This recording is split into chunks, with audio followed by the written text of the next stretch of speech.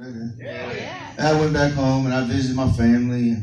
I had to get me an airline ticket. I went up to the airport, went up there to get my ticket. The woman asked me if I had a particular place I wanted to sit on the plane. I said, yeah, I'd like to sit inside the plane.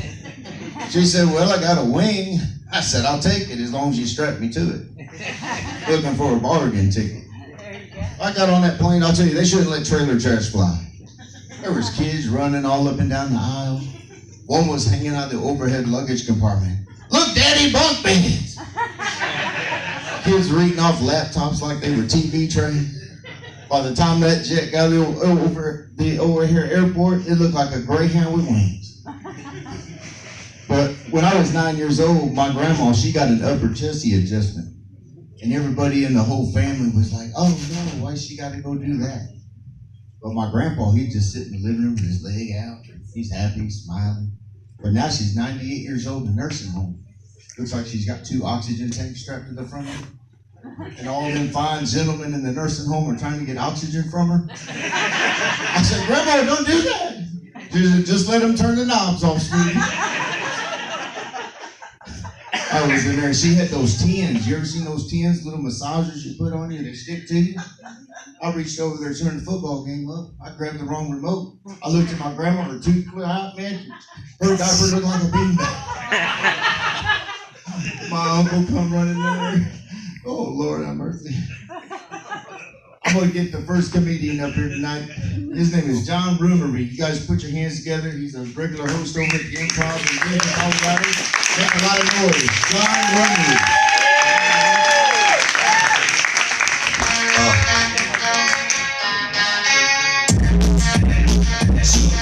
Damn, that's good. I wanted him to come up on stage, but I like to hear it.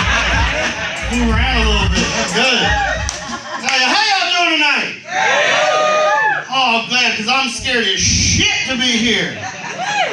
My name is John Rumery. I'm 50% white and 50% Filipino.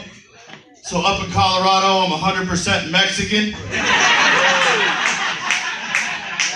Yeah, that's fun math to have. I moved to Denver, and the first 2 weeks I got a job. I got asked 4 times, what are you, boy? Which, by the way, is the immediate question to let someone know you're racist.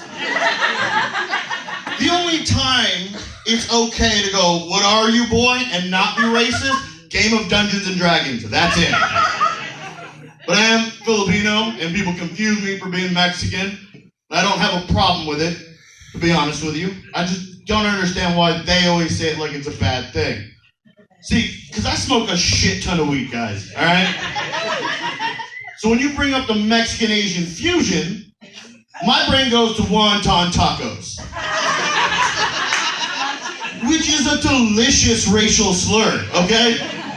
I've been called worse shit before. Last week, my boss called me Alvin the Chink Monk. Yeah, it's fucked up. I'm more a Theodore, right? Didn't make any sense to me. But it never really bothered me until about 2018, when that whole DACA thing went down. Y'all remember that? And all my friends were wondering whether or not me and my mom would get deported. Don't know why that was funny. That wasn't, all right. But yeah, they thought me and my mom would get deported, which she's an American citizen. She pays her taxes. She works hard, all right? It's fucked up to assume she rode here floating on a wooden crate. She rode here on my dad's sweet white Air Force dick, like most Asian Americans. And that makes her a fucking patriot, all right?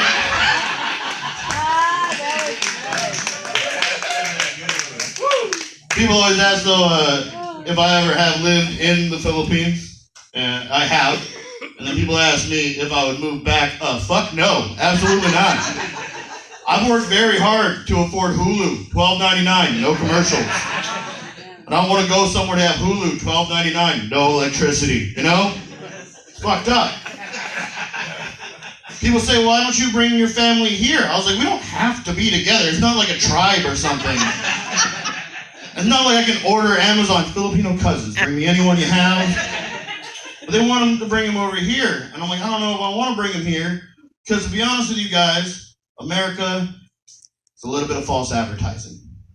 Just a little bit. All right, I've been here 27 years. I haven't seen one fucking Amber wave of grain. But I have met a 27-year-old vegan named Amber, and she fucking sucked, all right? The worst experience of America I could give them. But I'm happy. I'm happy to be here. I did move to Denver, Colorado on my own choice, and weed is fucking legal there, which is awesome, because it was illegal here and it didn't stop me, but now I can go to the gas station and get it, and that's awesome. Y'all understand? I used to buy weed from a guy named Webby out of a Chevy Caprice. All right, for the real white people in the audience, that's a car that comes with a criminal record with the registration. And that's a whole different experience, because now I buy weed from an old lady named Linda out of like a hollowed out IKEA. And she gives a shit about how I feel, all right? It's crazy. Like, I'll go in and she'll ask me how my day is, she'll ask me how I'm feeling, and then she'll prescribe a weed to me. Like if mainly it's I'm hungry and she has something for that. But I don't like the whole idea, they're like, oh, we have weed for everything. Weed for everything, honestly, look, you guys don't have diet weed. I know that. Because my shirt has 2 X's in front of it now. So there's no such thing as diet weed. One day I was like, I'm gonna fuck with them. I'm gonna fuck with them for sure, because I'm gonna ask for something and I know they're not gonna have it and I'm gonna win. Alright? So I go in the dispensary, I got $100 in my hand. I look in there, I say, Linda, I wanna feel like a fish. She didn't drop a beat, she went, Aqua Diesel, motherfucker!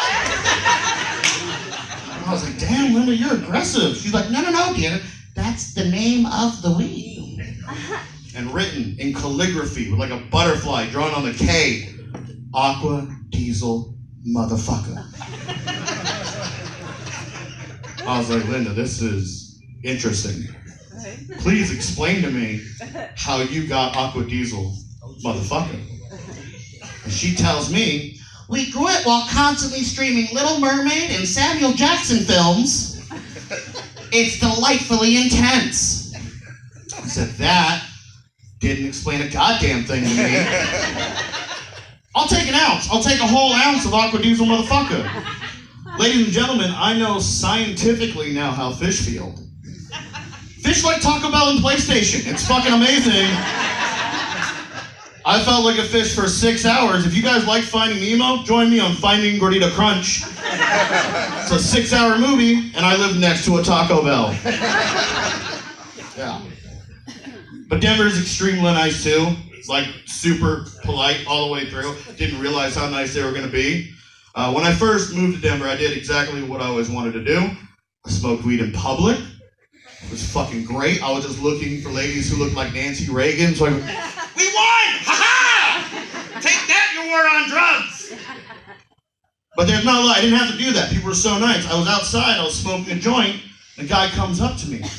He's like, hey man, can't smoke that shit. And I was like, oh fuck, and I put it out. He goes, no, man. You can smoke weed out here. That's just shitty weed. The fuck? So I hit his vape pen and thought, yo, that's the nicest police officer I have ever met. Yeah. So much different though growing up in Texas. I grew up in San Antonio, Texas. Okay? Calm down. I escaped. Let's figure that out. But I grew up in San Antonio, Texas, which is a much more dangerous experience for me personally. I was walking on St. Mary's, which is named ironically because God had never been there once. I promise you. And I'm walking on St. Mary's and I pass an alley and a guy jumps out and he stabs me. I know, I made it, I'm a survivor. Also, he cut me, big difference, but whatever.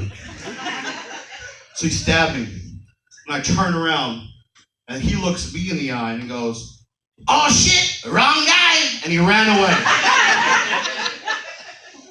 How Mexican you gotta look to get stabbed on a case of mistaken identity? So now I'm bleeding, I don't know what the fuck to do. I find one of the crack SAPD officers there. I say, officer, I have been stabbed. He said, calm down, you got cut, not that big a deal.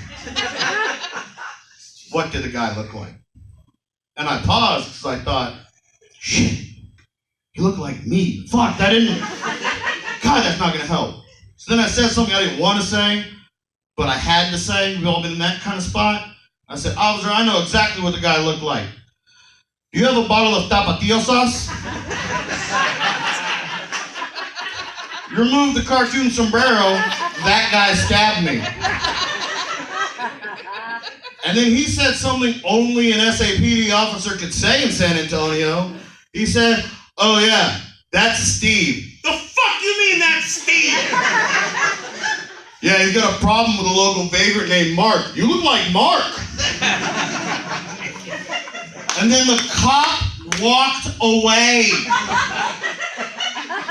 And that is when I bought a ticket to Colorado, and I've been living there for 3 years. But I've always had dangerous situations growing up in San Antonio. I worked downtown at a place called Dick's Flash Resort. Some of you guys may know of it, some of you may not. For those who don't know what it is, it's a restaurant you go to pay money to be abused while you're served food, which I got at home for free for 18 years.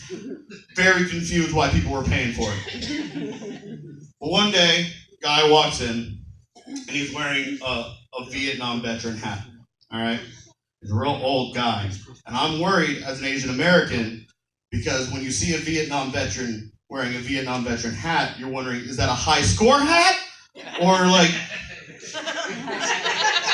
am I gonna is Rummery gonna become Charlie tonight? Like that's where I'm standing at.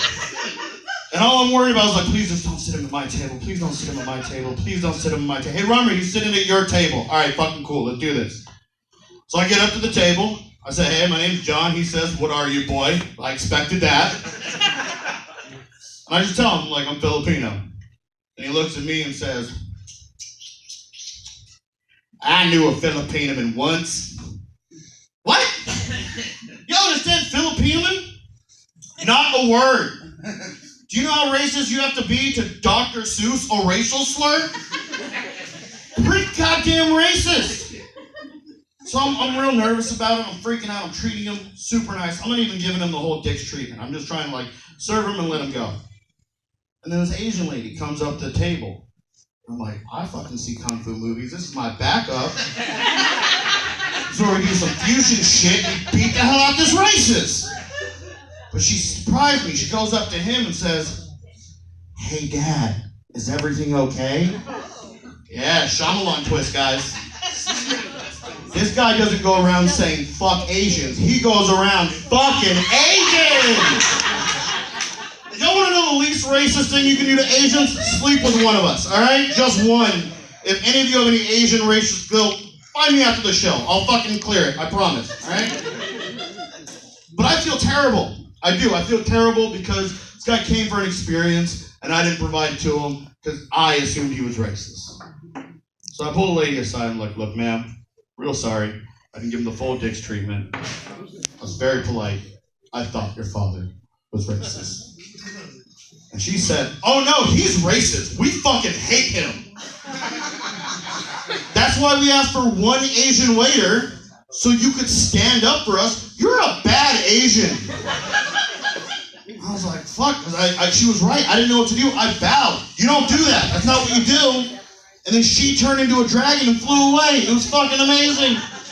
But yeah, I am a bad Asian. I am. But people make it very easy for me, too, to be a good Asian. People are always like, hey, Rummery, what's 17 plus 23? And I'm like, 50. And they're like, fucking 80. And I'm like, nah, addition, you idiot. Not like I'm doing calculus up here. But I do disappoint my mother, just like an Asian should, because I do a lot of drugs. I'll be very honest with you guys about that. I do a lot of drugs. Does anyone here do mushrooms? Didn't think so. Fucking, oh, one guy in the back. Cool, you're making all the money in this town, aren't you? Look, for those who don't do mushrooms or haven't do mushrooms, you're a lot like me. Before I did mushrooms, I had no idea why Spencer's Gifts was still in business. And then after mushrooms, I'm like $400 in debt, but my room looks dope as fuck. If y'all do mushrooms tonight or any other night, just be careful. Know how much you do. Dose it out. One time I was with my lady, and I did an eighth of mushrooms, and she did an eighth of mushrooms. And if you add that up, convert it to the metric system, that's a fucking too much load of mushrooms, all right? I'm tripping balls, she's tripping balls. I look over to the left, and she looks like a lizard person, but I'm not freaking out that she looks like a lizard person. I'm freaking out, I'm not freaking out. Like, I'm way too comfortable with this lizard lady next to me. I'm just looking at her in my head, just saying, yo, I kind of want to fuck this lizard person. Have I always wanted to fuck lizards? Y'all better not take mushrooms at a Petco, that's for goddamn sure. And I'd like to tell you I'm a better person. I didn't fuck that lizard person. But there's worse ways to save 15% of your car insurance. That's all I'm saying. All right, I'm frugal. That's what matters. One thing about Denver that's a big change in Texas is they got a lot of breweries. You guys have a lot of bars. There are two differences to it. I like breweries because they put vanilla in a lot of the things. And I like anything as close to a milkshake as possible. But bars make me intimidated because there's always a guy at the bar who's trying to prove how masculine they are with their drink order. You know, they're always like, oh yeah, give me a triple shot of whiskey, punch me in the eye, stab me in the dick. There's people watching. I let them know that I'm the alpha here. And I can't handle that. I'm not that kind of guy. I know that because I was at a work function. We're all at a Chili's. And at the table, we open the menu. And there's a drink called the Strawberry Banana Daiquiri Surprise. And when I see it, I audibly go, whoo! Like a cocained out fucking Pillsbury Doughboy. I was so excited for this drink. And the guy next to me says something you should never say in 2020. He says, don't order that. That's gay. I'm like, yo, that's not gay. That's a drink order. I didn't do anything gay. Like, what the fuck? It would have been gay if I would have said, hey, bartender, the banana and the strawberry banana, don't chop it up. Leave it whole so I can deep throat that shit when I drink it. Yo, that might have been gay. That would have been gay. It might have been gay if I would have said, hey, bartender. That's real gay. The whipped cream that comes on top of the drink, don't put it on the drink. Put it in your mouth first. Now I'm finally getting to get this. Swish it around a little bit, and then spit it in my face for dramatic effect. That would have been gay. I would have got that completely. It would have been gay if I said, hey, bartender, is that a Firefly shirt you're wearing? And we get lost in conversation how that show was canceled way too early. The bar shuts down. Doesn't matter. Our connection doesn't have a last call. He hands me his number. Do I call him? No, not right away. I'm not a whore. I'm worth it. We hang out. We build a bond. We start playing frisbee golf, right? Things are beautiful. But then tragedy strikes. His mother gets sick. He now has to fly to North Connecticut, and he wants me to go with him because I'm his rock, all right? I debate it, but I've never been to the vineyards, so I go. Before you know it, we're sitting on his deck, watching a sunset. He rests his head on my shoulders. I rest my head on his. We lock eyes just like this. And we kiss. Yo, that might have been gay. That whole thing might have been gay. It would also been a love story that anyone here would be lucky to go through, all right? Also, I miss you, man. Sometime. These guys gonna beat my ass like there's so many different experiences that Colorado brings. Right now, I've recently decided to be single for the next year. It's a lot less sad when I call it a decision. Boom! Thank you, Oprah! I'm fucking independent. Let's do this shit. But dating, if you're here on a date, give a round of applause if you're here with your loved one. I saw a couple look at each other like, should we clap? Yeah, we made it that far. All right.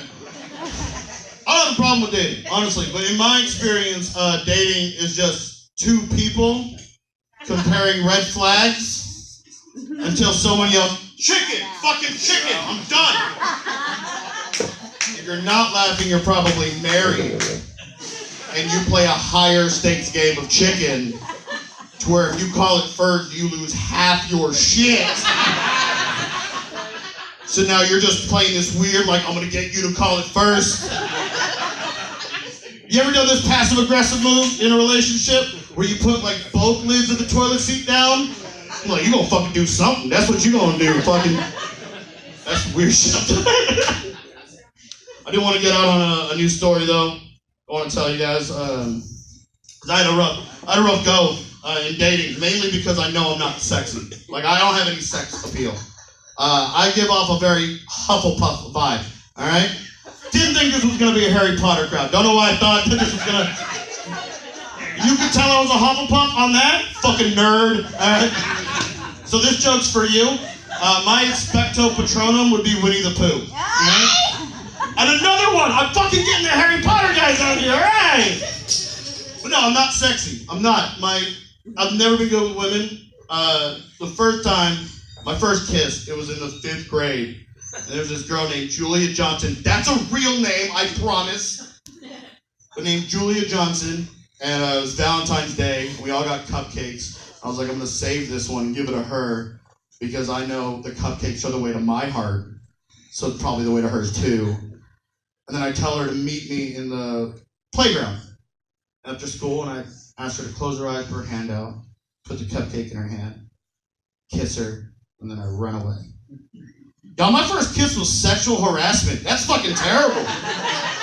It's not a good omen, all right? The first time I got head was on accident. Yeah, let you mull that one over. Let me break that one down, all right? So it's 8th grade, and there's this girl I see, and she's the first one who, when I saw her, I was like, something's happening down there, and I gotta find out what.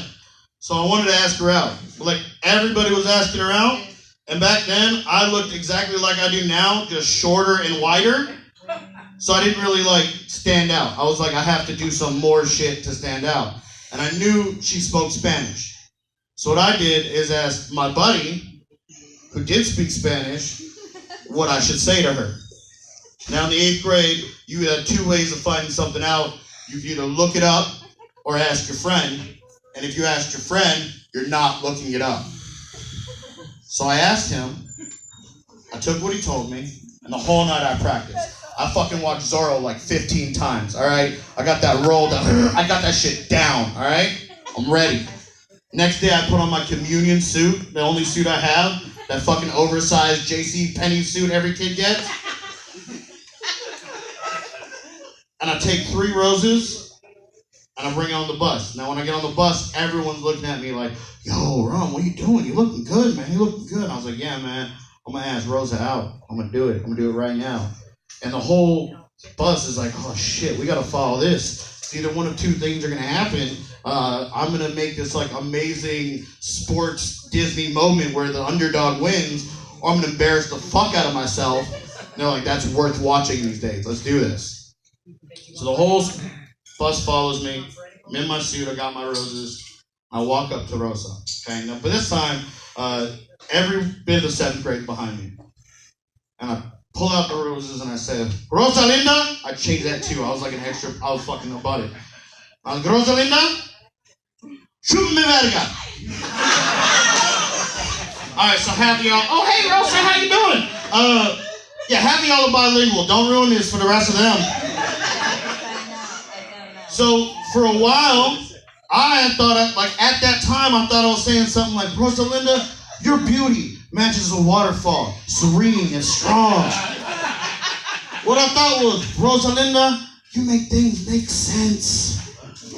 What I did say was, Rosalinda, suck my dick!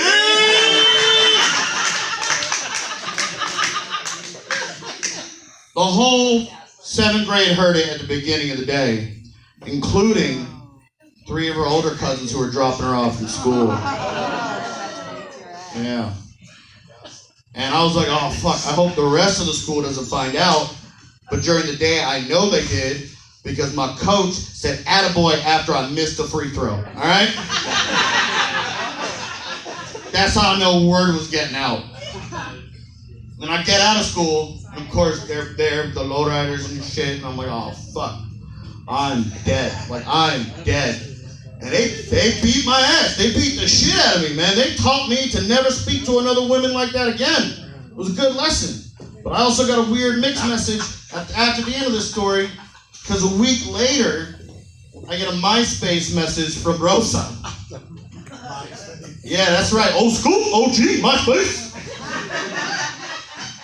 So I get a message from her, and she's like, hey, it's real messed up what my cousins did to you. And I was like, yeah, it fucking was. All right? So you'll understand, the first time I thought I was going to ask for head was going to be like most of y'all have in your lives. You're sitting down, you and your lady, and then you look at her and go, and she goes, and like that would happen. That's what I was hoping would happen. And it was taken away from me. So I was like, yeah, it was real messed up. She's like, you know what, you're a real nice guy. Because I told her what I wanted to say. She thought I was sweet. And we hung out. And she asked me to come over and watch a movie. And then we're at her parents' house. And they're like, we're going to go leave and go get some food. And we're there alone. And I looked at her and I go, She goes, and it was fucking awesome, guys. What I'm trying to say is don't give up. Don't give up in life and you'll get through some shit. Did you guys have fun tonight? Fuck, you guys are incredible. I think I'll go off on one last little story here. Yeah, it's about drugs. I think that's how many of you guys actually smoke weed here? Shit, this honestly wasn't a joke. I was just trying to buy some later. And I do want to admit it to everybody, to my mother especially. I'm constantly worried that my mom is going to find out I'm doing drugs, like, all the time. I live in 4 states away. I'm almost 30, and I'm still like, don't tell her I was here. This is how much I'm still worried about my mom catching me do drugs. I have her saved in my phone now as a 30-year-old man as, be cool, bro, it's your mom. Which you think is silly, but I was tripping on like 4 hits of acid, saw that, and I was like, you have answered my prayers, Lord. Alright, now, this is the last one I want to tell you guys. I did grow up in San Antonio. I grew up with an Asian mom, so I went super Catholic growing up. Super Catholic growing up. To the point where I had to go to confession every first Saturday when I was in like the 6th grade to the 8th grade. But when you're in 6th grade, you only have like 2 sins. Like, I lied, I stole a pencil from Timmy, and I called him a faggot. That was my thing, like every week. And, well, Timmy was a faggot, fuck him, all right? Anyway. I felt like shit because I wanted to buff up my like prayer sin thing. So another thing in the 8th grade I was doing was jacking off a lot. Hey, I'm not the only one. Everybody here just started yesterday, all right? So I started jacking off a lot, and what I did is confess to the priest every month that I was committing adultery. Which by definition means that I'm fucking someone's wife. So for like 3 years, a priest heard a child confess that he's fucking another dude's wife, and the priest was cool with it. He was just like, committing adultery? We're gonna take 2 sins away. You're fucking rad, dude. That's awesome. That means in 3 years, my priest was like, yo, there's some 6th grader out there just smashing pussy out there. That guy is fucking awesome. And he know I was accidentally getting head. My name's been John Ram. You guys have been great. John Rumley. Well, I've never done drugs, but I almost sucked a dick one time. I was that far. And I'm not a quitter, so I keep trying. So I was at an Asian massage place the other day, and they were doing my nails. I had my wife with me, but I asked her, "Are y'all 24 hours?" Because I see the sign from the highway that y'all open 24 hours. And they go, "No, we don't open 24 hours. We do nail. We don't do the rub." I said, "Okay." Anyway, my wife, she got me a gift certificate to one of them Asian massage parlors, and she said, "You like it soft or you like it hard?" I said, "I like it hard." And if you rub it right, we might just get there. Anyways, I don't get those gift tickets anymore. Yeah, but anyways, I was talking to you about my family up there in Indiana when I went backstage. Yeah, my uncle, he's always tricking the cops. He likes to drink and drive. You know, he's always good at it, you know. He never had a wreck or anything, but cops would pull him over and they said, "Sir, you've been drinking?" And they'd search his car, they could never find it. I said, "Well, Uncle, where'd you ever put your alcohol?" He said, I put it out there under the hood in the washer fluid container. So every time he wanted to drink, he had a hose that went in there and put it down in his cup. Oh, man. So anyways, they got really good food. Did you guys try the food tonight? How did y'all have the wings? Yeah, they're real hot. Or did you get the hot ones? Oh, well, we ate at this Asian restaurant, and I asked for some hot food, and the guy called over the Asian girl over there. She showed up with this thing over here. She's in front of my table like this, and she started shaking the hot stuff. And she said, "You tell me when to stop." And I looked over at White Chocolate, and we're both watching her go like this. And "You tell me when to stop." I'm like, "Okay." I said, "Not yet." And man, she got that stuff on, and that food was so hot. I was walking to the bathroom like this, boy. My ass was so hot when I sat down on the toilet, it actually sucked the water up out of the toilet. Like, no! Because I asked them, I said, "Y'all got hot wings here?" And they said, "Yeah." I said, "Well, how hot are they?" Because I didn't want to have that experience again. Y'all having a good time? If you're having a good time, I'll tell you something. I have a nickname now. It's called Yeehaw. But we don't have to say it like that. If you say it slow and you say Yeehaw, that's actually Chinese. It says what he just said. And if you say Yeehaw and you're in Thailand, that means me so honey. So everything has three different meanings. But we're really glad to see everybody came out here tonight. I had an accident and I have a gasp every now and then. And that's how I got the word yeehaw. So if you guys ever hear me gasp, just say yeehaw, and then we get past it. But I made a negative thing in my life a positive thing. So it helped me get through and get to this topic. Appreciate the support. I got another comedian that I'm going to bring up. His name is John Brown. You guys put your hands together. He's a regular host over at Comedy Club up in here.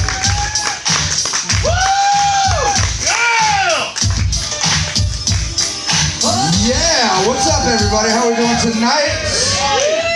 As the gentleman said, my name is John Brown. That's about as close as you can get to not having a name at all.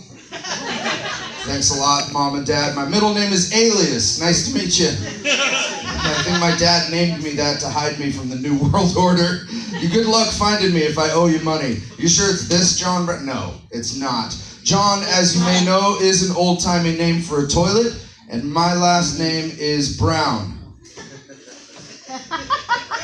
Yeah, congratulations everybody. The kids in 3rd grade figured it out pretty quick too. Here comes toilet shit. Watch out for toilet shit. Don't let him touch it. Ew, your first kiss was with toilet shit? Yeah. And then I come out here and I tell everybody about it. And every once in a while on the street somebody will go, "Toilet shit!" I know that's a fan. That's a comedy fan. Awesome.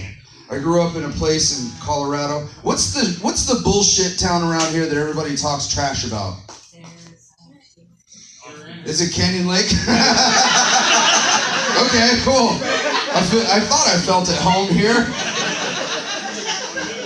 My town is Pueblo, Colorado, and every time I go outside of Pueblo, Colorado, and I tell people I'm from Pueblo, Colorado, they look at me like I just farted on their children on purpose. Like I crop dusted them in the toy section at Walmart. I live in a neighborhood in Pueblo called Bessemer. And Bessemer is the part of town where when there's a high-speed chase, the criminals drive right up to the edge of Bessemer, and at the last possible second, they hang a quick left in the hopes that the cops will lose control and tumble into Bessemer, never to be heard from again. And you guys have Redbox here? Redbox. You guys if you don't know what Redbox is, it's where poor people get their entertainment. You can still rent DVDs. It's a vending machine for DVDs. And I was returning 2 movies at the Redbox in Bessemer at 2 o'clock in the morning. Now that neighborhood is a nightmare during the day. But at 2 o'clock in the morning, it's a surreal horror movie. And I'm returning 2 movies. If you've ever... We're just getting started, man. You're leaving already? You got babysitter or something? Okay. He's getting handy in the men's room right now. She saw my chubby ass come up here and she's like, baby, I gotta get that belly right now. Come on. I'm returning 2 movies at the Redbox in Bessemer. If you've ever returned 2 movies, you know I'm in a lot of danger right now. Because it takes forever for that little robot inside the machine to orient itself so you can put the second movie in. And while I was waiting for that, I hear a strange noise over my shoulder. I hear flat, flat, flat, flat, flat. And in my neighborhood, I know better than to panic when I sense danger, so I just look, and out of the darkness, like a ghost, comes a skinny, naked white man, wearing nothing but flip-flops and Daisy Duke cut-off jean shorts. They were cut off so short that the pocket part was hanging out below the cut-off jean short part. And he's running full blast to beat the devil himself down the street. And I just yell out, should I be running too? And he goes, no, it's cool. And he just kept on going. Probably on his way to work or something. I don't know. I'm not judging that guy. He's definitely not on his way to brunch for mimosas with the ladies. He's probably on his way to the fairgrounds to score some crank. That's right, we call it crank up there, you guys. Our city is dying. We should really help each other, but whatever. While I was distracted over here, I got approached on this side by one of the local natives, and I know he was a local native because he said, "What's up, loco?" And I go, "What's up, carnalito?" Because he's a little short guy, right? A little tiny fella. Carnalito means tiny friend. Remember that, white people? Might save your life someday. He goes, "Give me 83 cents for some squares." I said, "First of all, that's a very specific amount. Second, I don't know what squares are." Turns out they're cigarettes. I'm with you guys. Cigarettes around. Doesn't make any fucking sense. But I'll play along. Why not? I go, "I got you, man. I'm just waiting for the robot. Don't worry about it." But he's getting too close. He's getting in my bubble. And I learned growing up in a rough neighborhood that if you act a little crazy, you're less likely to get attacked. So out of the blue, I said to Carnalito, I said, "You know what, man? Fuck Redbox!" And it worked. He backed up a little bit. But I kept going. I was like, I'm sick of this impersonal robot cranking out mediocrity at $1.29 a pop. Give me an old school mom and pop brick and mortar video store. The kind of place where they have a box of free movie posters in the corner and they know your name when you walk in the door. And yeah, they got Nightmare on Elm Street 3, The Dream Warriors on hold for you behind the counter. Even though that wasn't your mom who called and gave permission. That was your sister, you little shit. You spent a lot of money here, so come on in.